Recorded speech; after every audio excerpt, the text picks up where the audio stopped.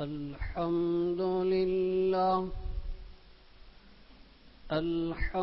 لله وكفى وسلام على عباده الذين اصطفى أما بعد فعن عقبة بن عامر رضي الله عنه قال قلت يا رسول الله من نجا؟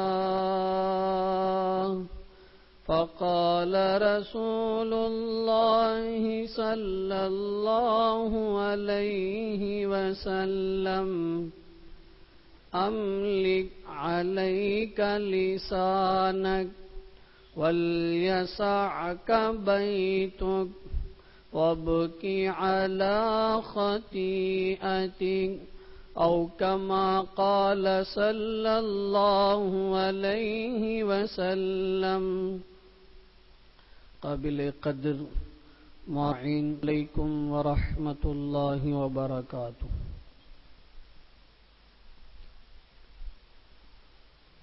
اس وقت آپ کی خدمت میں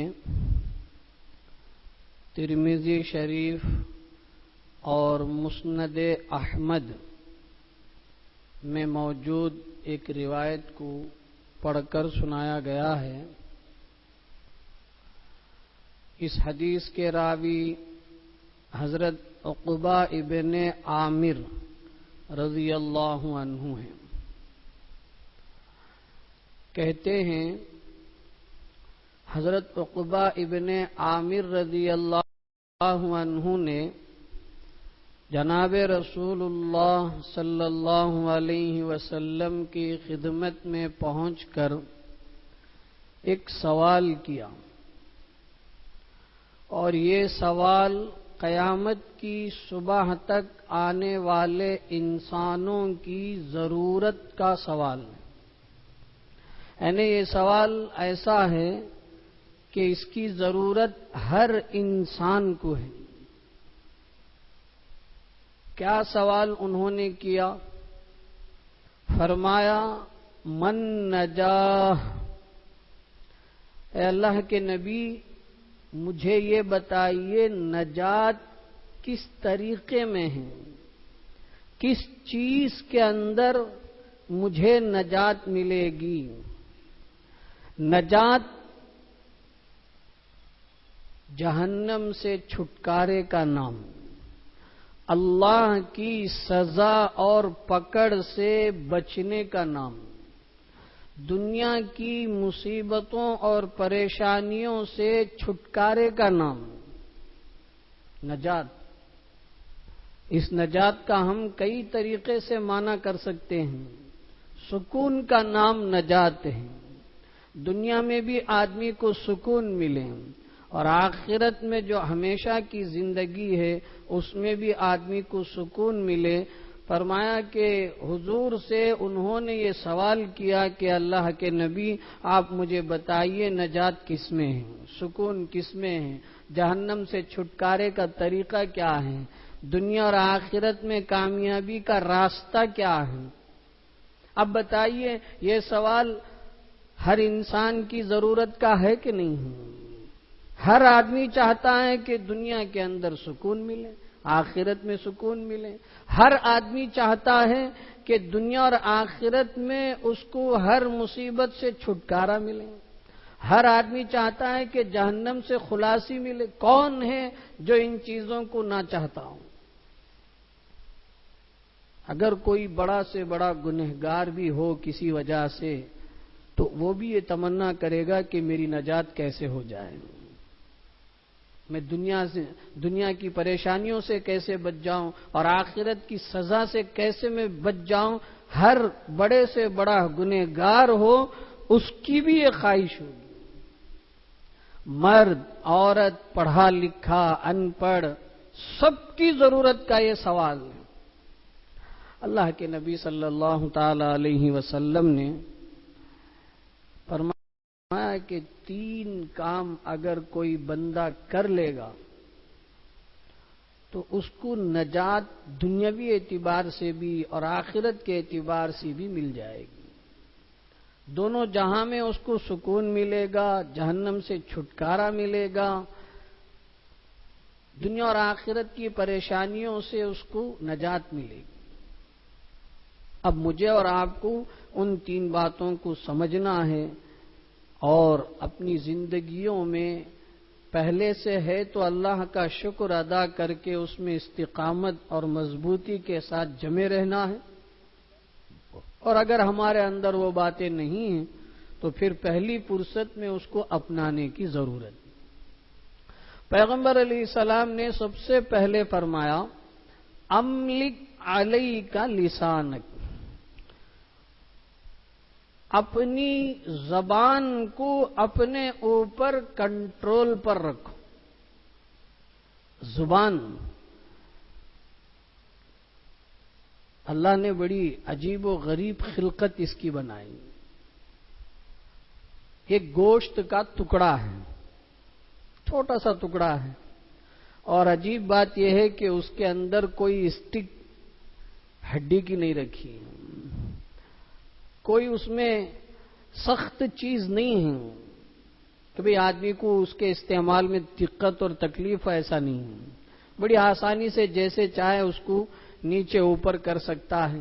ایک نرم ایک گوشت کا ٹکڑا ہے، لیکن یہی ایک ایسی چیز ہے کہ اس کی وجہ سے آدمی کا نقصان بھی ہوتا ہے، اسی کی وجہ سے آدمی کی نجات بھی ملتی.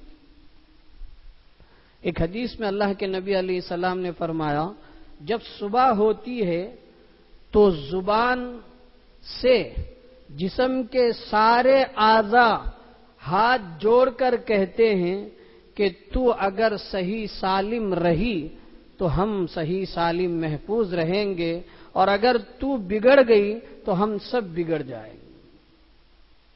یہ زبان کا ٹکڑا جو ہے، گوشت کا ٹکڑا، بڑا اہمیت رکھتا ہے. جتنا نرم ہے اتنا نازک ہے، اتنا اہم ہے.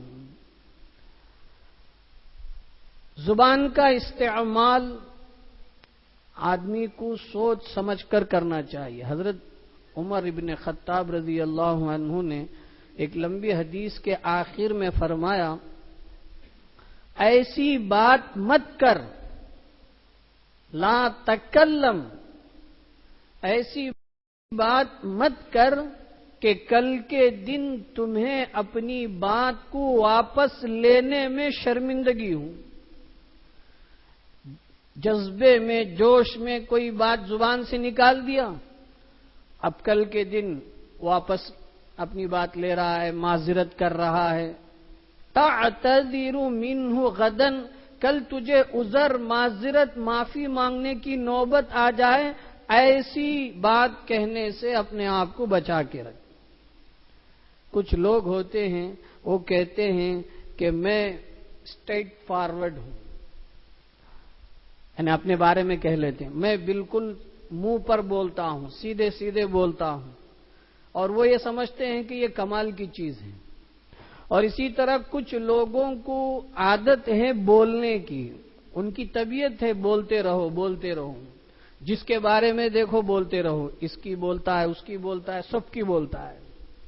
یہ کچھ لوگوں کی عادت ہوتی ہے بولنے کی، اور وہ یہ سمجھتے ہیں کہ یہ جو ٹاکنگ پاور ہے، یہ بولنے کی جو طاقت ہے، قوت گویائی جو ہے، وہ کمال کی چیز ہے. حالانکہ صرف بولنا کمال کی چیز نہیں ہے، صحیح سمجھ کر اچھے انداز سے بولنے کی ضرورت ہے. ترمذی شریف کی ایک حدیث ہے، اللہ کے نبی علیہ السلام نے فرمایا جنت میں ایسے محل ہیں کہ باہر سے اندر کا حصہ نظر آئے گا، اندر سے باہر کا حصہ نظر آئے گا. اور فرمایا کہ یہ ایسے محل ہوں گے ان لوگوں کے لیے. پھر حضور نے 3 کام بتایا، اور اس میں سے ایک تھی جس کی بول میٹھی ہو، جس کی گفتگو میں شیرنی ہو، جو اچھا بولتا ہو اس کے لیے ایسے محل ملیں۔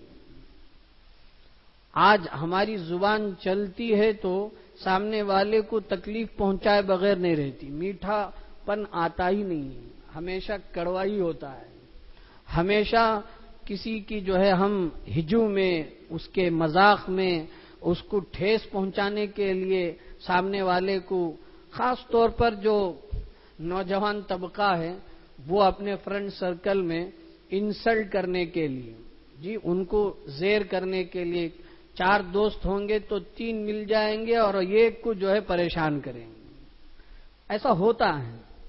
اور محفلوں میں جی بڑے لوگ ہیں تو وہ چھوٹے لوگوں کو کوئی نہ کوئی ایک، معاف کیجیے گا، بکرا بن جاتا ہے، اس کو لے کر ٹن بنتے رہتے ہیں، مذاق کرتے رہتے ہیں، اس کے بارے میں اناپ شناپ بولتے رہتے ہیں۔ اب وہ بیچارہ خاموشی سے برداشت کرتا رہتا ہے، کیونکہ اس کے پاس نہ ٹاکنگ پاور ہوتا ہے، نہ کوئی اور اس کے لیے بیک گراؤنڈ ہوتا ہے، مجبور ہو کر وہ سہتا۔ لیکن ایسے لوگوں کے ساتھ اللہ کی مدد ہوتی ہے۔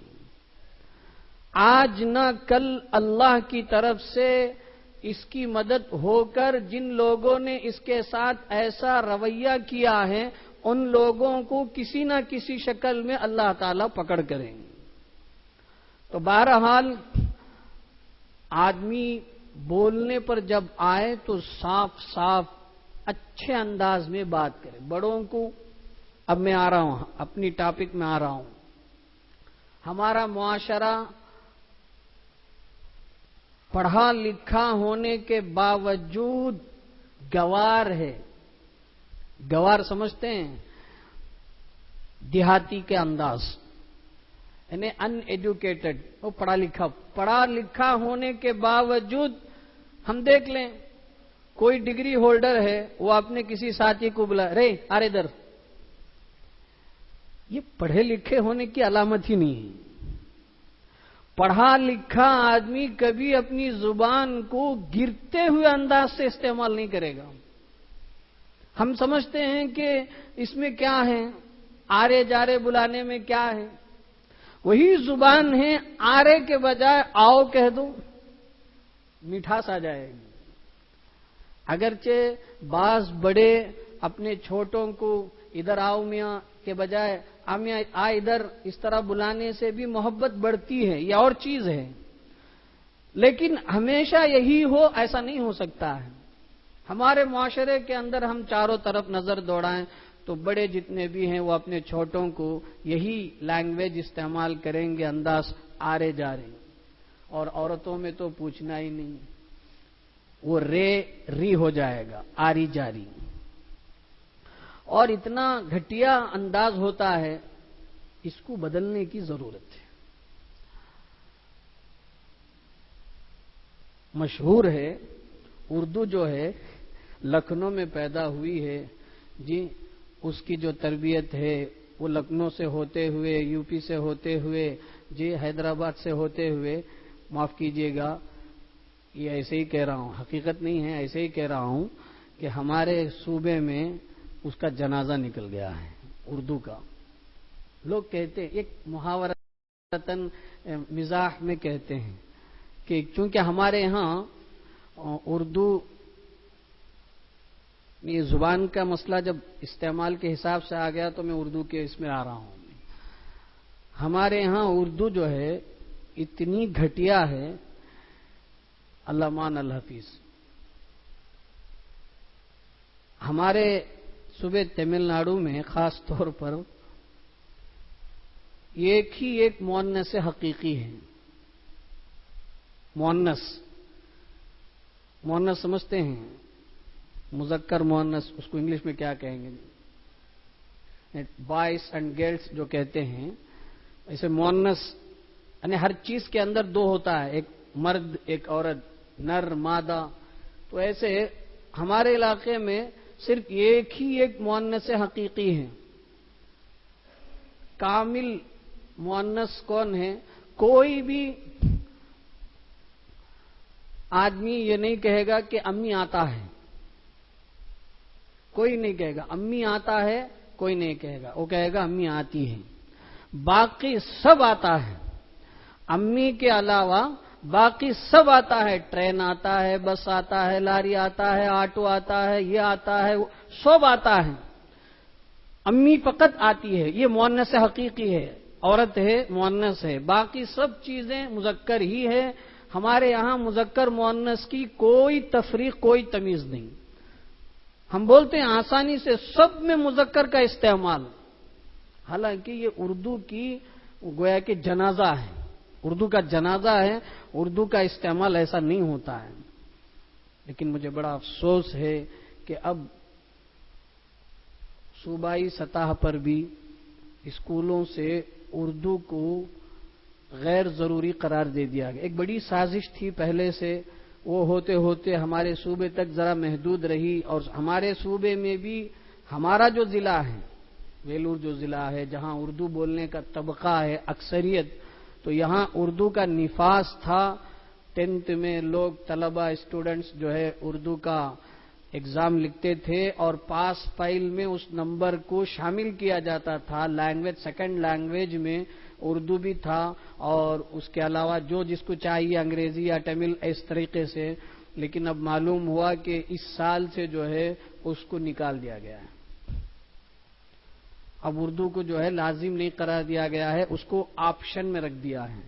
پڑھائیں گے تو ضرور، لیکن اس کا ایگزام نہیں ہوگا، اور وہ امتحان میں پاس فیل کا بنیاد نہیں بنے گا، اس کو بنیاد نہیں بنایا جائے گا۔ وہ پڑھو نہ پڑھو اس کا کوئی اعتبار نہیں۔ کبھی پمفلٹ اردو میں چھپتا ہے کوئی چھوٹا سا، لوگوں کے ہاتھ میں پکڑایا جاتا ہے، تو لوگ کہتے ہیں اردو پڑھنا آتا ہے۔ ہم اپنے دل سے پوچھیں، یہاں جتنے لوگ بیٹھے ہیں تو یہی کہیں گے اردو میں پڑھا نہیں۔ میرے دوستو بزرگوں، ہمارے ملک میں اسلام کا جو علم ہے اصل تو عربی میں ہے، عرب ملک میں عربی میں دین ہے۔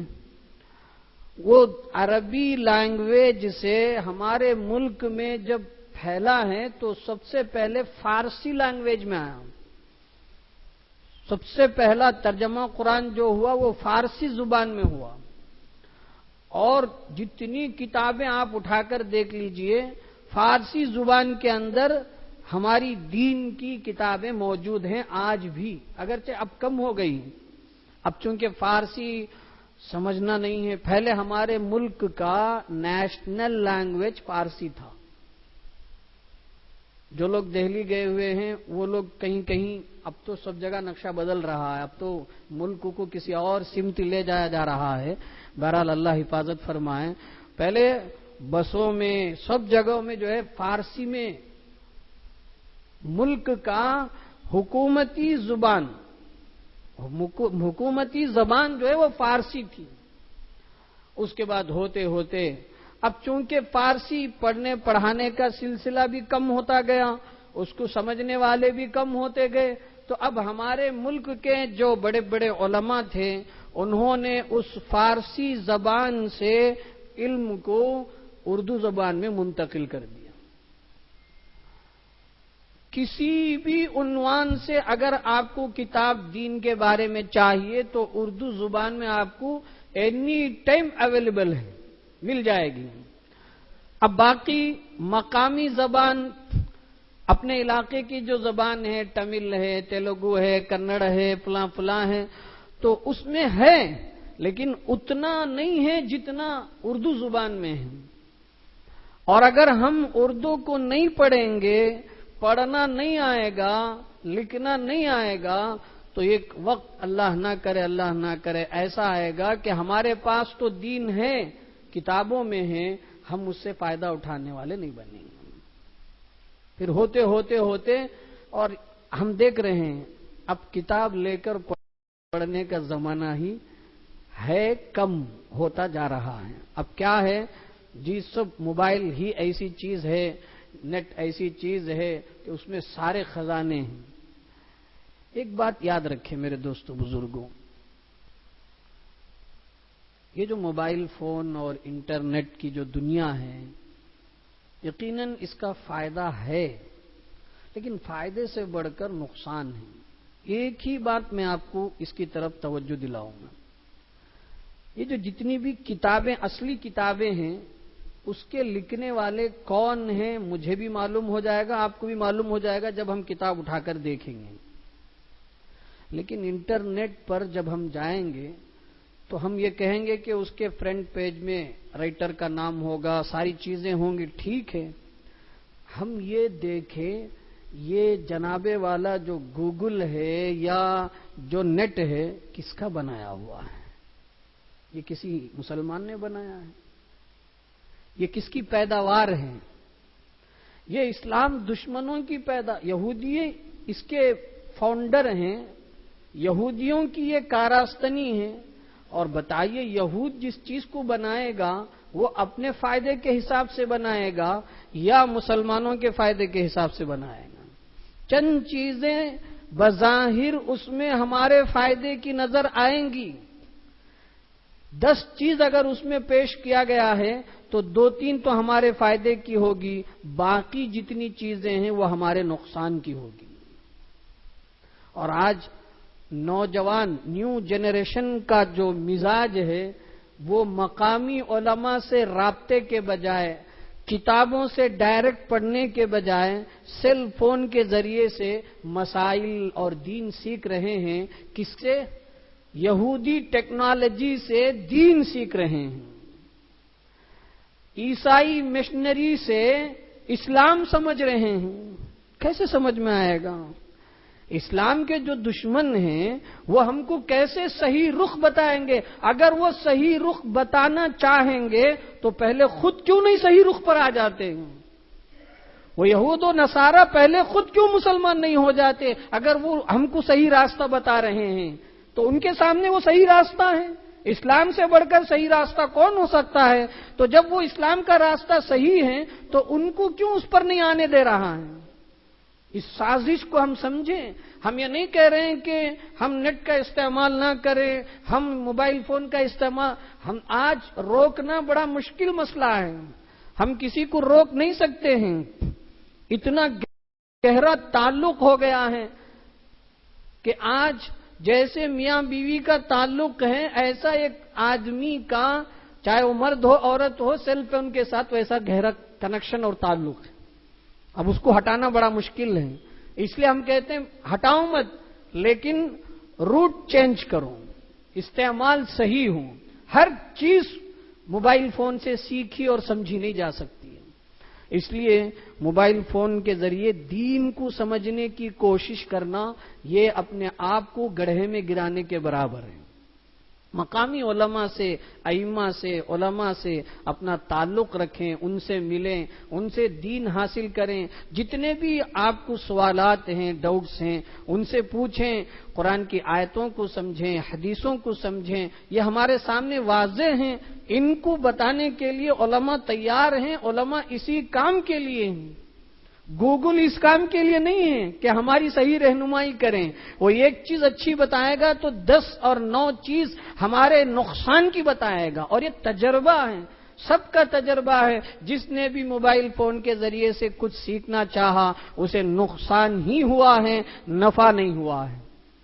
بہرحال زبان، اردو زبان اگر حکومتی سطح سے اس کو نکال بھی دیا جائے، ڈمی بھی کر دیا جائے، ہماری آپ سے درخواست ہے کہ ہم اردو زبان کی حفاظت کریں، اور اس کا طریقہ یہ ہے کہ ہم پڑھیں، اپنے بچوں کو پڑھائیں، گھر کے اندر ماحول بنائیں۔ اردو کی چھوٹی چھوٹی کتابیں ہیں، ان کو پڑھنے سے ہمیں اردو پڑھنا آئے گا، اردو لکھنا آئے گا۔ ایک بہت بڑے سرمایہ دار ان کے پاس میں پہنچا، اور میرے حساب سے میں سمجھ رہا تھا کہ شاید میں نے ایک مضمون لکھا تھا ایک لیٹر ہیڈ میں اردو میں نے ان کو پیش کیا، تو میں سمجھ رہا تھا کہ شاید وہ اردو نہیں پڑھ پاتے ہوں گے، تو میں نے سوچا کہ اس کا مضمون ان کو زبانی بتا دوں، تو اس لیے میں نے پوچھا کہ آپ اردو پڑھ لیتے ہیں؟ تو انہوں نے برجستہ مجھ سے کہا کیسا سوال ہے، ہماری مادری لینگویج ہے، زبان ہے، اور میں اردو کیسے نہیں پڑھ پاؤں گا؟ حالانکہ دیکھنے کے اعتبار سے انہوں ویسے لگ نہیں رہے تھے.